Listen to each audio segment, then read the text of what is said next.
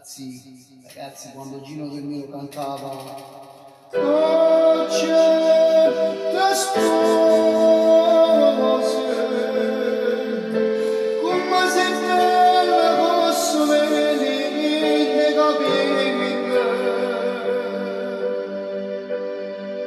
e mentre fai suonare mo sa già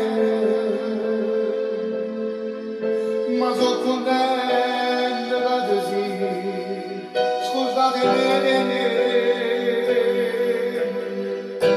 Non c'è spose e ti scordate tutte le nostre camminate,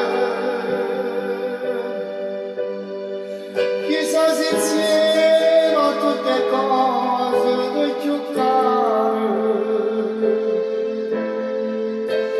Si vada pure sorricare.